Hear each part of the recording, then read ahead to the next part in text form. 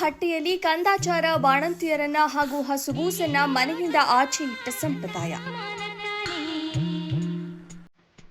ನಾಗರಿಕತೆ ಎಷ್ಟೇ ಬೆಳವಣಿಗೆಯಾದ್ರೂ, ವಿಜ್ಞಾನ ಎಷ್ಟೇ ಮುಂದುವರೆದ್ರೂ ಕೆಲವೊಂದು ಬುಡಕಟ್ಟು ಜನಾಂಗದ ಸಂಪ್ರದಾಯಗಳು ಬದಲಾಗುತ್ತಿಲ್ಲ.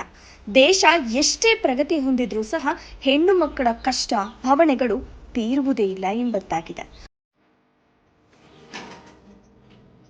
ಒಬ್ಬ ತಾಯಿ ಒಂದು ಮಗುವಿನ ಜನ್ಮ ನೀಡಿದ ತಕ್ಷಣ ಅವರಿಗೆ ಅತಿ ಹೆಚ್ಚಿನ ವಿಶೇಷ ಸವಲತ್ತುಗಳು, ಸೌಲಭ್ಯಗಳನ್ನು ನೀಡಬೇಕು ಹಾಗೂ ವಿಶೇಷವಾಗಿ ಅವರ ಮೇಲೆ ನಿಗಾ ವಹಿಸಿ ಆರೋಗ್ಯದ ಬಗ್ಗೆ ಹೆಚ್ಚಿನ ಕಾಳಜಿ ವಹಿಸಬೇಕಾಗುತ್ತದೆ.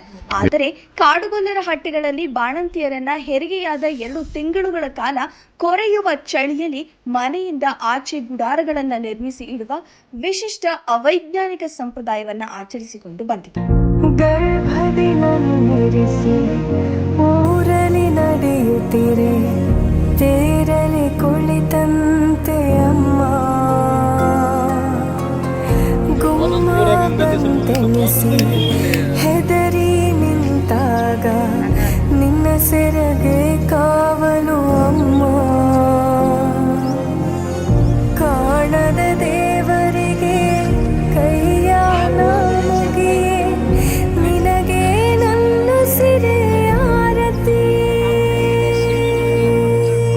ಶಿರಾ ತಾಲೂಕು ಬುಕ್ಕಾಪಟ್ಟಣ ಹೋಬಳಿಯ ಬಂಗಾರಿಹಟ್ಟಿ ಹಾಗೂ ಮಾಳಿಗೆಹಟ್ಟಿ ಎಂಬ ಕಾಡುಗೊಲ್ಲರ ಗ್ರಾಮಗಳಲ್ಲಿ ಹೆರಿಗೆಯಾದ ಬಾಣಂತಿ ಹಾಗೂ ಮಗುವನ್ನ ಮನೆಯಿಂದ ಹೊರಗೆ ಪುಟ್ಟದಾದ ಗುಡಾರ ನಿರ್ಮಿಸಿ ಇರಬೇಕಾದಂತಹ ವಿಶಿಷ್ಟ ಅವೈಜ್ಞಾನಿಕ ಸಂಪ್ರದಾಯ ನಡೆದುಕೊಂಡು ಬಂದಿದೆ.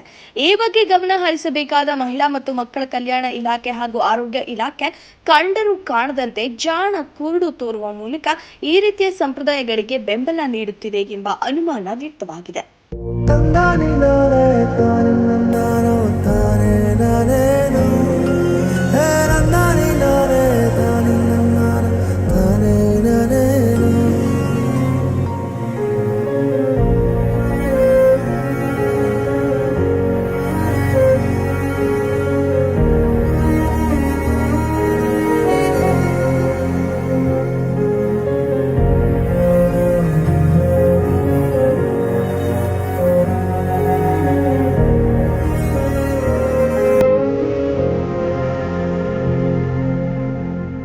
ಬಂಗಾರಿಹಟ್ಟಿಯ ಭಾಗ್ಯಮ್ಮ ವೈಫ್ ಆಫ್ ರಾಘವೇಂದ್ರ 26 ವರ್ಷ 1 ತಿಂಗಳ ಹಿಂದೆ ಹೆಣ್ಣು ಮಗುವಿಗೆ ಜನ್ಮ ನೀಡಿದ್ದರು.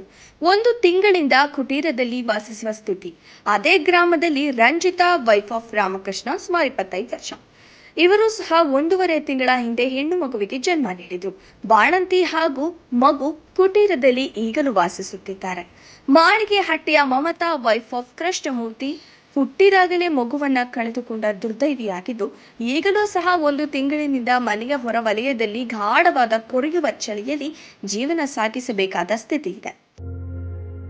ನೆರೆ ಬಂದ ಊರಲಿ ಸೆರೆಸಿಕ್ಕ ಮೂಕರ ಕಂಡ ಕನಸಿ ಕಣ್ಣ ಹಂಗಿಸಿದೆ.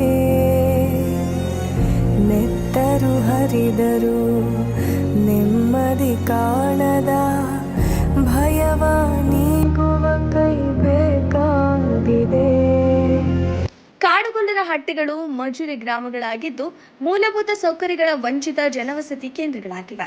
ಕಾಡುಗೊಲ್ಲರ ಸಂಪ್ರದಾಯ ಆಚರಣೆಗಳು ಬಹಳ ವಿಶಿಷ್ಟವಾಗಿದ್ದು, ನಾಗರಿಕತೆ ಮುಂದುವರೆದರೂ ಸಹ ಇಂತಹ ಅವೈಜ್ಞಾನಿಕ ಮೂಢನಂಬಿಕೆ, ಕಂದಾಚಾರಗಳನ್ನು ಮುಂದುವರಿಸಿಕೊಂಡು ಬರುತ್ತಿರುವುದು ನಾಗರಿಕ ಸಮಾಜ ವ್ಯಥೆ ಪಡುವ ಸಂಗತಿಯಾಗಿದ್ದು, ಕಾಡುಗೊಲ್ಲರಲ್ಲಿ ಅರಿವು ಮೂಡಿಸುವ ಹಾಗೂ ವಿದ್ಯಾಭ್ಯಾಸಗಳನ್ನು ಹೆಚ್ಚಿಸುವ ಮೂಲಕ ಅವರ ಮನಸ್ಥಿತಿಯನ್ನ ಬದಲಾಯಿಸುವ ಕೆಲಸ ಮಾಡಬೇಕಿದೆ.